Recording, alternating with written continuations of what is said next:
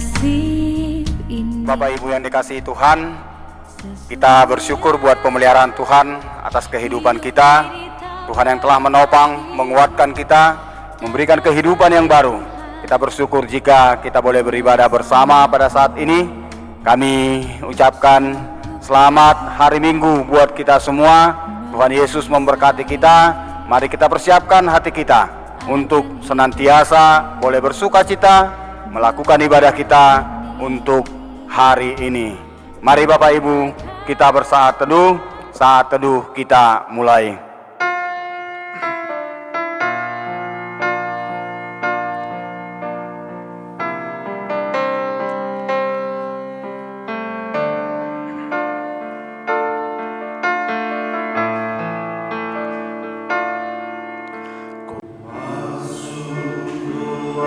Kami bersyukur dan berterima kasih Bapa yang kudus, oleh karena pertolongan dan kasih Tuhan kami boleh menikmati kehidupan yang telah Tuhan percayakan bagi kami sepanjang satu minggu yang sudah kami lalui. Bukan dengan kekuatan kami Bapa, bukan dengan kemampuan dan kegagahan kami, tapi jika boleh kami hidup hari ini, itu semua karena anugerah-Mu Bapa. Kami datang bersujud di hadapan-Mu, menyembah Engkau Allah yang kudus, memuji dan memuliakan nama-Mu, oleh karena cinta, kasih dan penyertaan-Mu bagi kami. Biarlah penyembahan kami ini Bapa berkenan di hadapan-Mu. Biarlah ibadah kami ini menjadi ibadah yang boleh menyenangkan hati Tuhan. Kami menyembah Engkau Allah kami yang kudus, Allah kami yang mengasihi kami. Berkenanlah Engkau Bapa atas ibadah kami ini, dan berkatilah ini dari awal, pertengahan, hingga pada akhirnya, di dalam Kristus Yesus Tuhan dan Juru Selamat kami yang hidup. Amin. Baiklah Bapak Ibu, panggilan beribadah buat kita untuk minggu hari yang berbahagia ini dari Mazmur 135 ayat 1 sampai ayat 2. Demikian bunyi firman Tuhan. Haleluya, pujilah nama Tuhan, pujilah hai hamba-hamba Tuhan, hai orang-orang yang datang melayani di rumah Tuhan, di pelataran rumah Allah kita. Amin. Pertolongan kepada kita adalah di dalam nama Allah Bapa pencipta langit dan bumi. Turunlah kiranya atas kita sekalian anugerah dan sejahtera dari anaknya Yesus Kristus dan pertolongan rohnya yang kudus. Amin. Kita puji Tuhan, kita muliakan Tuhan dari nyanyian rohani metodis nomor 202 ayat 1 sampai ayatnya yang kedua. Betapa indah harinya.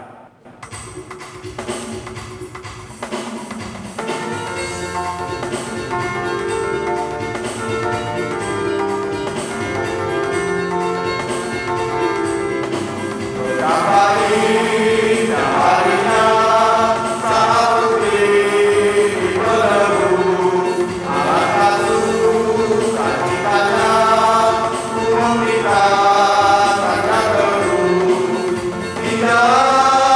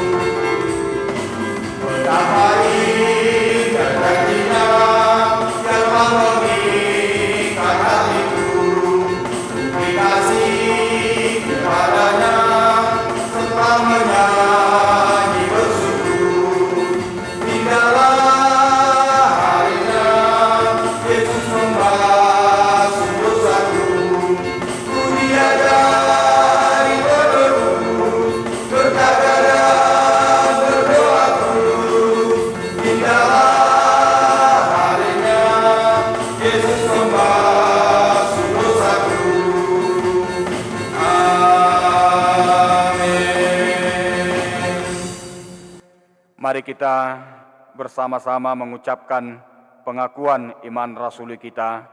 Kita mulai.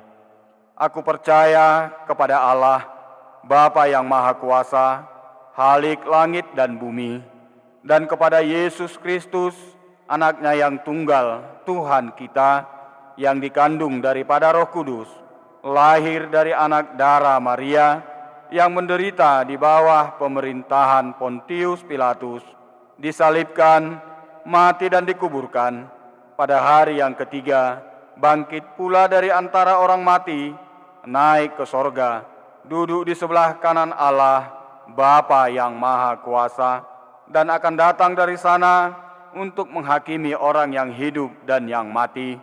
Aku percaya kepada Roh Kudus, gereja yang kudus dan am, persekutuan orang yang kudus, pengampunan dosa, kebangkitan daging, dan hidup yang kekal. Amin. Mari Bapak Ibu kita melihat warta jemaat kita yang ada di slide kita.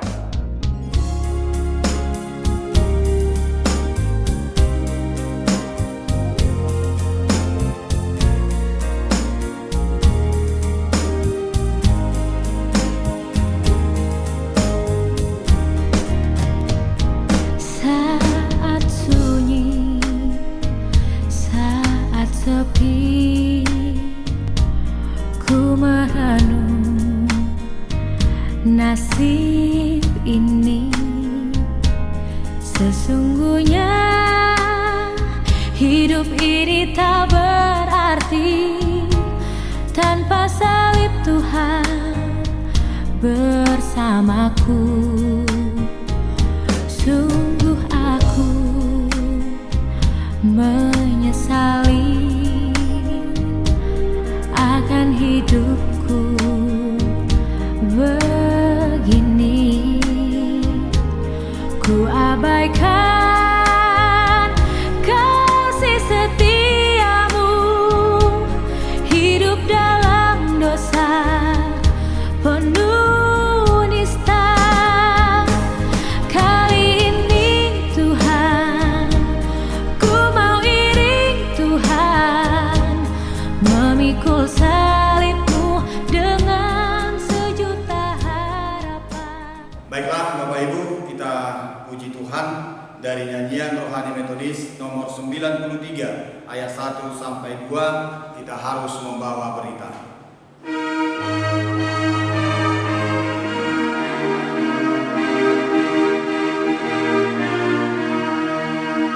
Kita harus membawa berita pada dunia dalam gelap tentang kebenaran dan kasih dan damai yang menetap, dan damai yang menetap, karena gelap jadi remang pagi dan remang jadi siang terang. Kuasa Kristus nyatalah, ramani dan cemerlang. Kita harus menyanyikan kita, melembutkan hati keras, supaya senjata iblis remuk dan segera lepas, remuk dan segera lepas, karena gelap jadi remang pagi dan remang jadi siang terang. Kuasa Kristus nyatalah, ramani dan cemerlang. Amin. Shalom bagi kita Bapak dan Ibu serta jemaat yang dikasihi oleh Yesus Kristus. Selamat hari Minggu bagi kita dan selamat beribadah. Salam sehat juga bagi kita. Mari kita mau mendengar kebenaran firman Tuhan. Tapi sebelum membaca, kita berdoa terlebih dahulu.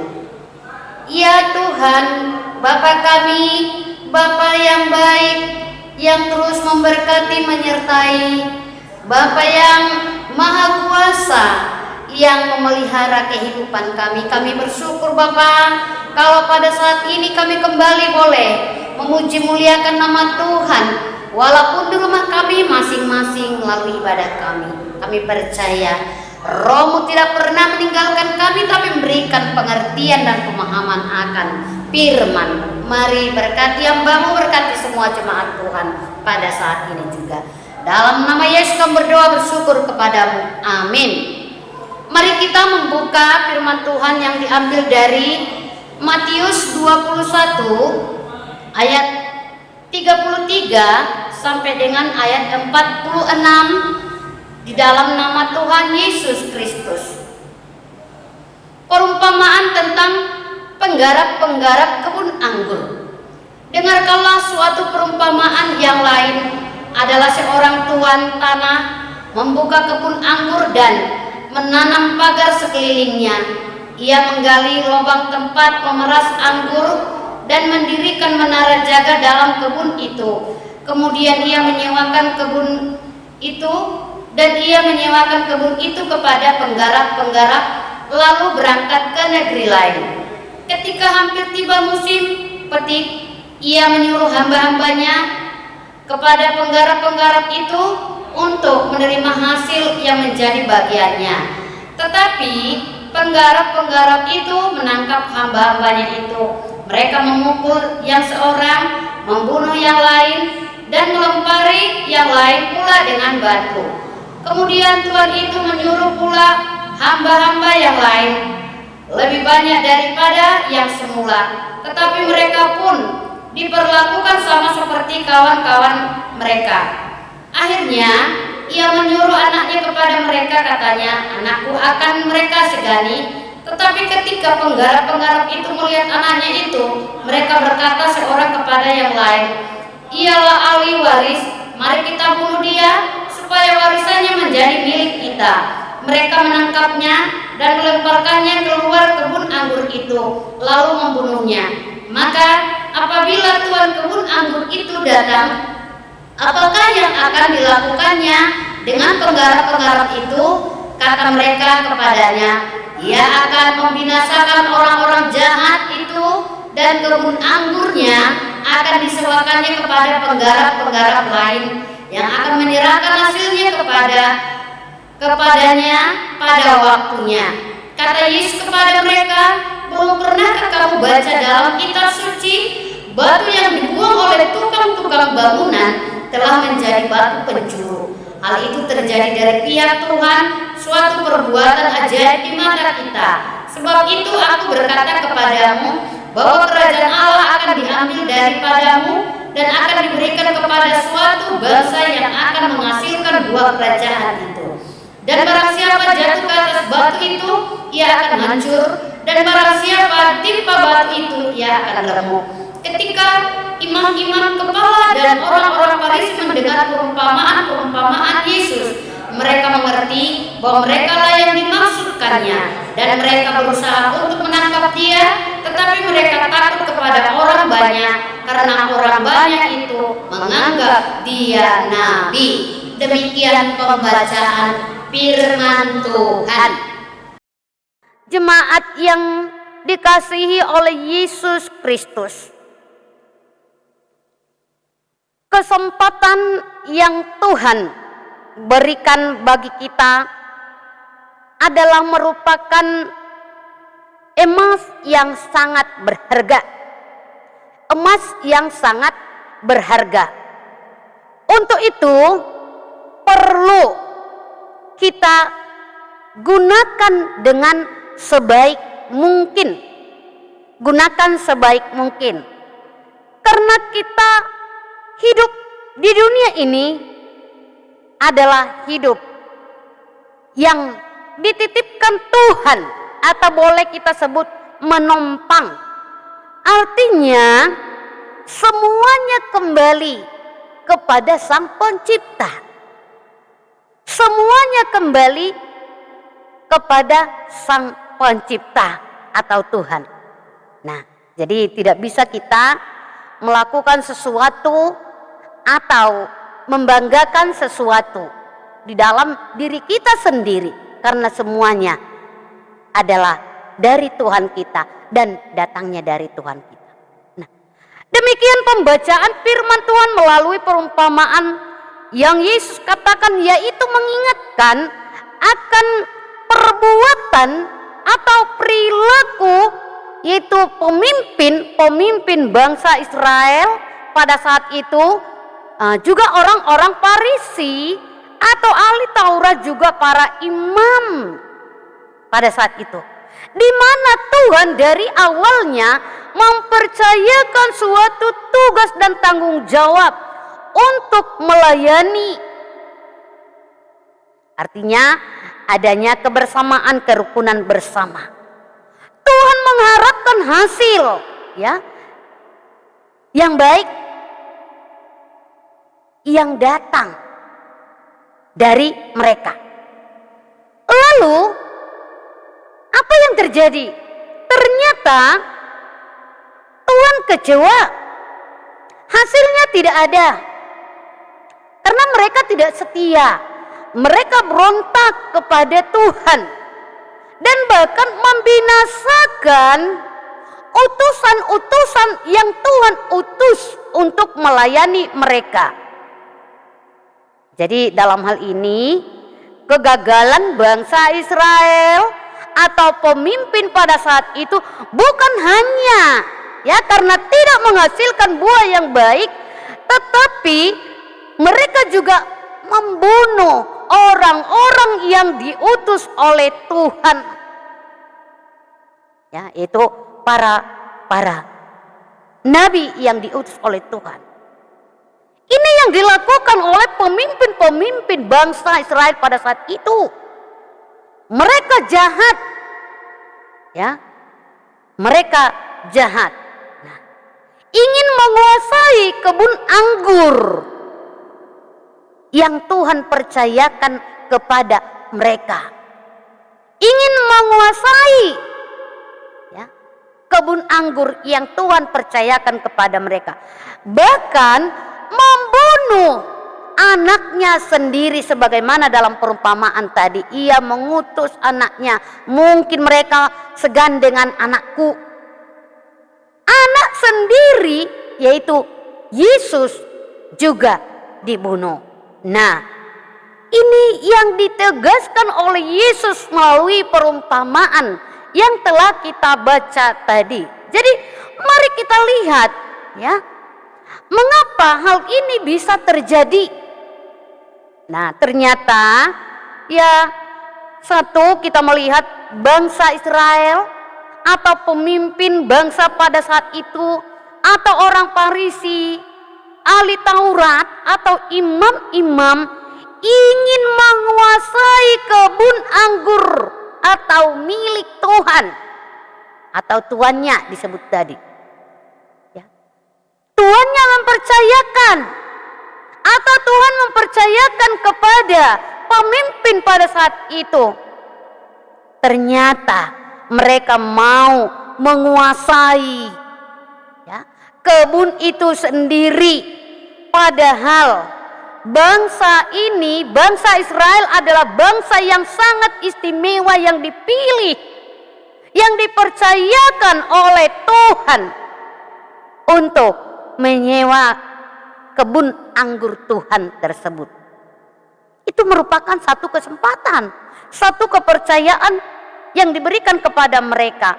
Tetapi ya, Tuhan kecewa kepada penggarap tersebut, karena mereka mau menguasai kebun itu. Jadi mereka gagal karena ketamakan dan keserakahan, sehingga menimbulkan kejahatan, yaitu dengan membunuh utusan-utusan karena mau menguasai kebun anggur itu. menduakan Tuhan, ya. Memegahkan diri. Itu bagian pertama, ya. Yang kedua, bangsa ini melewatkan kesempatan yang Tuhan berikan kepada mereka. Saat Tuhan mengutus para nabi-nabinya mengingatkan kepada mereka, tetapi mereka abaikan. Mereka juga dihina, mereka juga dibunuh. Ya, kalau kita baca tadi. Tetapi Tuhan tetap berbelas kasihan, yaitu tadi mengutus anaknya sendiri, yaitu Yesus Kristus yang digambarkan tadi, anak Tuhan sendiri. Ya. Ini mengingatkan juga kepada kita jemaat yang dikasihi oleh Yesus Kristus, bahwa kasih Tuhan tidak pernah berhenti walaupun ia kecewa, walaupun ya kegagalan yang ia terima dengan kepercayaan yang telah dipercayakan kepada bangsa itu. Ia tidak berhenti melakukan kasih setianya kepada umatnya. Nah, jadi kepada kita jemaat yang dikasihi oleh Yesus Kristus, selagi ada kesempatan, selagi ada waktu, mari jangan kita lewatkan, karena itu adalah pemberian Tuhan bagi kehidupan kita. Mari kita andalkan Dia yang bermurah hati, dengan tidak membalas dendam tetapi bermurah hati. Mari responi dengan baik, dengan kesempatan yang Tuhan berikan kepada kita juga. Lakukan dengan baik. Nah, jadi melalui perumpamaan ini kita mau belajar, ya jemaat Tuhan, belajar menghargai, belajar menghormati kesempatan yang Tuhan sudah sediakan bagi kita. Jangan menjadi gagal. Kesempatan yang Tuhan sudah sediakan bagi kita, jangan menjadi gagal di dalam kehidupan kita, atau sia-sia atau percuma. Ya. Bukankah tadi dikatakan menyuruh, ya, penggarap-penggarap pertama itu juga dibunuh, disiksa, kemudian disuruh lagi lebih banyak, demikian juga lalu disuruh, ya, hambanya lagi, nabi-nabinya, tetapi penggarap-penggarap itu juga membunuh mereka. Demikian juga anaknya sendiri, yaitu Yesus Kristus, juga dibunuh. Nah, jemaat yang dikasihi oleh Yesus Kristus, bukankah dari awal kepercayaan yang Tuhan berikan itu kepercayaan yang luar biasa kepada penggarap-penggarap, luar biasa. Karena Tuhan menganggap bahwa mereka adalah istimewa di hadapan Tuhan. Ternyata perilaku dan sikap dan tindakan mereka, ya, sangat-sangat tidak, ya, menyukakan hati Tuhan. Nah, untuk itu jemaat yang dikasihi oleh Yesus Kristus, sekarang apa yang kita lakukan untuk Tuhan? Apakah kita melupakan kebaikan Tuhan, melupakan pertolongannya, melupakan pemeliharaannya di dalam kehidupan kita? Ingat, saat kita tidak mau meresponi firman Tuhan, saat kita tidak melayani Tuhan, berarti kita juga mempermalukan atau mengabaikan kebaikan Tuhan di dalam kehidupan kita. Ya. Hanya kita mau menguasai sebagaimana tadi pemimpin-pemimpin. Hanya kita mau dengan keinginan dan kerinduan-kerinduan kita sendiri. Apabila sudah dilayani dan tercapai, kita melupakan kebaikan-kebaikan yang Tuhan berikan kepada kita. Jemaat yang dikasihi oleh Yesus Kristus, mari di minggu ini kita mau menghargai kekudusan Tuhan di dalam kehidupan kita. Kita mau mengerti kasih Tuhan di dalam kehidupan kita. Dan kita harus sadar siapa kita sebenarnya di hadapan Tuhan. Kita adalah anak yang diangkat, yang dibebaskan dari kejahatan, dari dosa. Nah, jadi kita harus sadar siapa kita sebenarnya dari awalnya.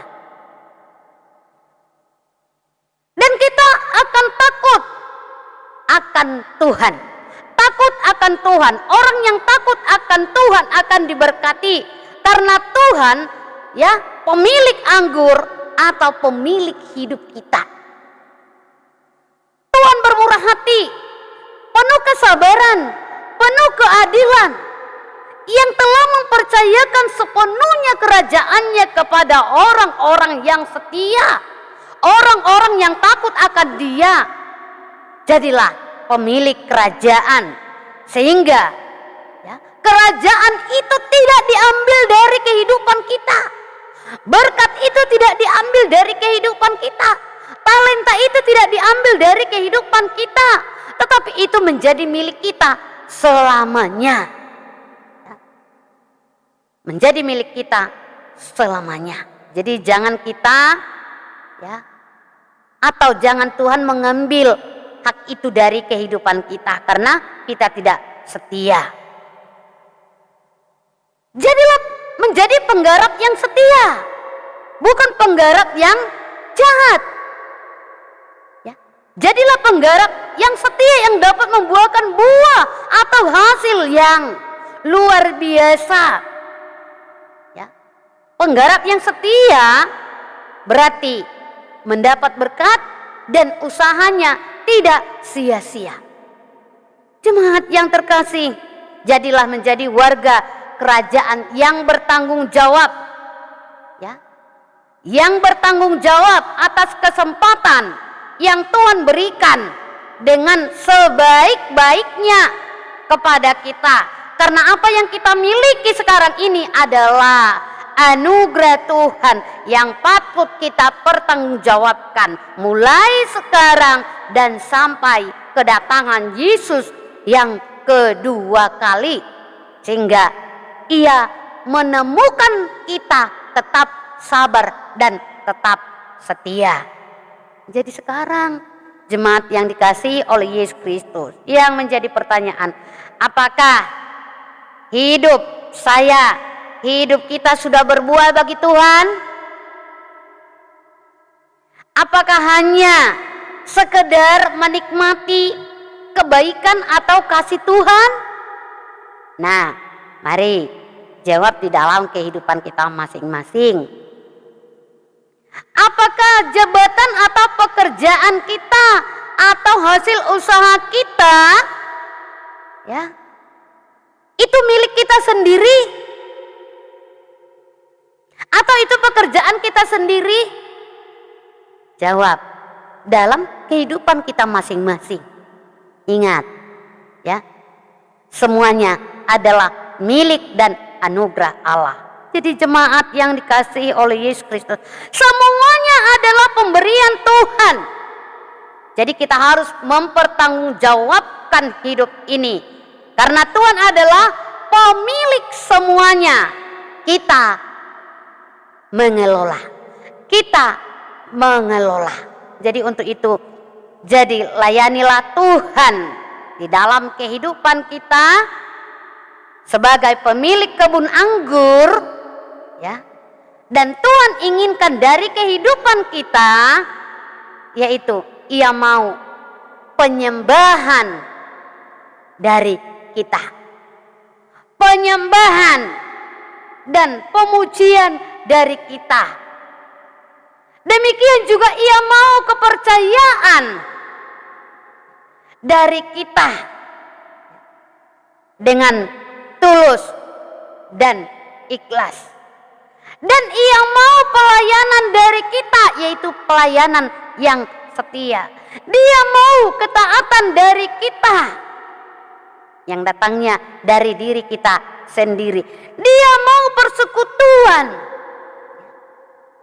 dari kita juga dengan Tuhan kita. Itulah tugas dan tanggung jawab kita untuk menyenangkan hati Tuhan, ya, sebagai pemilik kebun anggur itu atau kita sendiri, sehingga kita tidak dibinasakan tetapi kita dipelihara hingga berbuah dan tidak terbuang atau dibuang, tetapi kita dipelihara, diberkati. Jadi lakukanlah tugas dan tanggung jawab sebagai anak-anak Tuhan selagi Tuhan memberikan kesempatan yang baik bagi kita.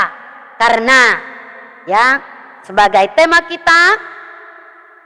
kita adalah titipan Tuhan. Jadi lakukanlah tugas dan tanggung jawab kita sebaik-baiknya. Kita adalah titipan Tuhan. Lakukanlah tanggung jawab kita sebaik-baiknya. Kerjakan dengan baik apa yang Tuhan percayakan, apa yang Tuhan sudah berikan kepada kita. Hargai dan hormati dan lakukan yang baik kepada sang pemilik, yaitu Tuhan kita sendiri. Jangan seperti yaitu pemimpin-pemimpin atau orang Farisi, imam-imam diberi kepercayaan, tetapi kepercayaan yang Tuhan berikan kepada mereka tidak dilakukan, justru ya melakukan yang jahat. Ingat apa firman Tuhan tadi, setiap orang yang melakukan kejahatan akan dibinasakan, tetapi setiap orang yang setia, kerajaan itu diberikan kepadanya dan tidak diambil. Tetapi orang yang tidak setia, kerajaan itu, berkat itu diambil daripadanya dan diberikan kepada bangsa lain atau kepada orang lain. Mari kami percaya ya, hidup ini adalah titipan Tuhan. Untuk itu mari kita melakukan tugas dan tanggung jawab kita dengan sebaik mungkin. Amin. Tuhan memberkati. Kita berdoa. Terima kasih Tuhan, terima kasih atas kasih dan penyertaan-Mu, terutama buat kebenaran firman-Mu pada saat ini. Kami percaya di minggu ini, minggu yang penuh dengan sukacita, bahwa menyadarkan kami bahwa kami ini adalah titipan Tuhan, sehingga kami benar-benar dapat melakukan tugas dan tanggung jawab sebagai anak-anak Tuhan. Mari berkati jemaat Tuhan yang ada di rumah pada saat ini. Berkati juga Bapak, keluarga masing-masing, anak-anak kami juga dalam studi mereka, tingkat PAUD sampai perguruan tinggi, pekerjaan mereka, mencari jodoh juga. Demikian juga bagi Bapak dan Ibu atau keluarga yang belum mendapat keturunan pada saat ini. Dalam nama Tuhan Yesus kami berharap kasih-Mu selalu memberkati dan mengizinkan berkat Tuhan hadir tengah-tengah keluarga ini. Bagi Bapak dan Ibu yang lansia, demikian juga Bapak yang berulang tahun minggu ini, Engkau berkati, Engkau berikan umur yang panjang bagi mereka.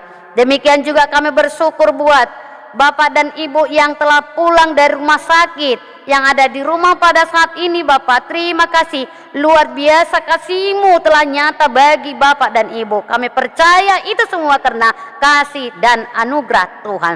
Mari berkati kesehatan dalam pemulihan mereka sepulih-pulihnya. Demikian juga keluarga-keluarga mereka. Demikian juga jemaat Tuhan, sehingga tidak ada satupun yang terhilang dari antara kami. Karena Tuhan selalu memberkati dan memelihara keluarga kami. Ekonomi juga Bapak. Demikian juga yaitu semua apa yang kami inginkan, terutama pelayanan-pelayanan kami, terutama melalui gereja-Mu juga pada saat ini, dengan yaitu keputusan-keputusan konta bahwa ada perpindahan. Biarlah Bapak, kami boleh juga meninggalkan tempat ini penuh dengan sukacita, yaitu ke tempat pelayanan yang baru. Demikian juga pendeta yang melayani di tempat ini juga dapat melakukan yaitu pelayanan penuh dengan sukacita. Mari berkati semua jemaat Tuhan, semua seksi, demikian juga majelis, speaker dan CLS. Terima kasih Bapak. Di dalam nama Tuhan Yesus Kristus kami berdoa dan bersyukur kepadamu. Amin.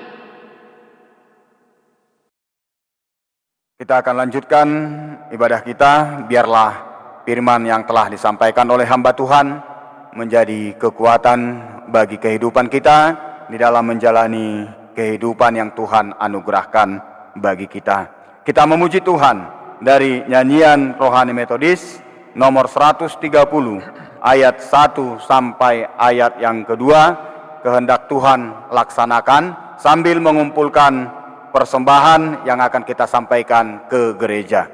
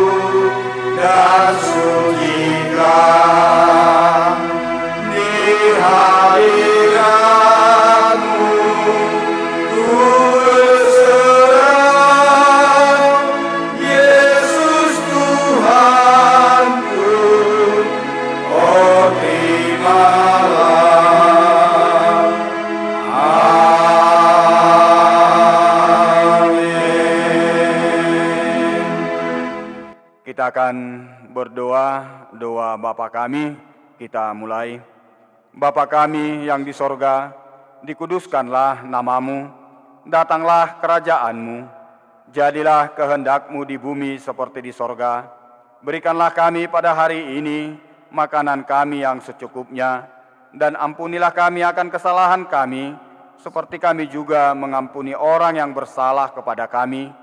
Dan janganlah membawa kami ke dalam pencobaan, tetapi lepaskanlah kami daripada yang jahat, karena Engkaulah yang empunya kerajaan, dan kuasa, dan kemuliaan sampai selama-lamanya. Amin. Kepada Allah beri puji.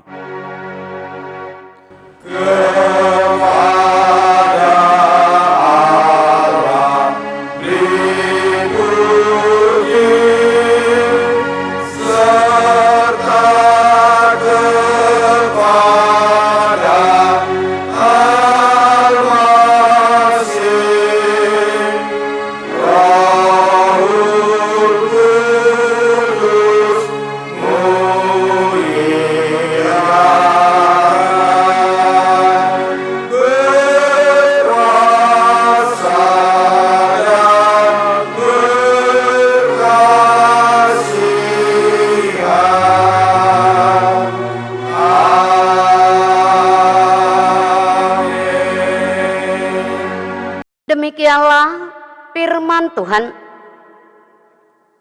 Demikianlah setiap orang di antara kita akan memberi pertanggungjawaban tentang diri sendiri kepada Allah. Amin. Mari kita menerima berkat. Maka anugerah daripada Tuhan kita Yesus Kristus dan pengasihan dari Allah Bapa serta persekutuan dengan Roh Kudus, itulah yang menyertai, memberkati, dan melindungi engkau saat ini, besok, dan sampai selama-lamanya. Amin.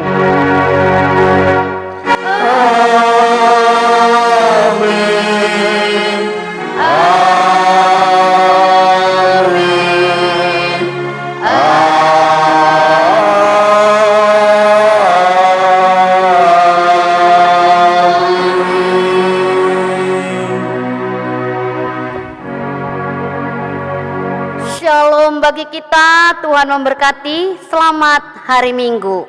Shalom.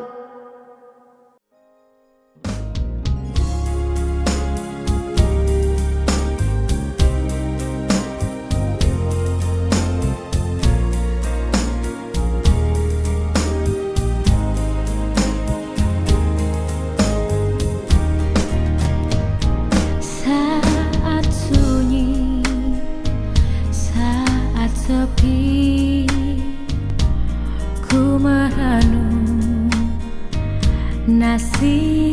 ini.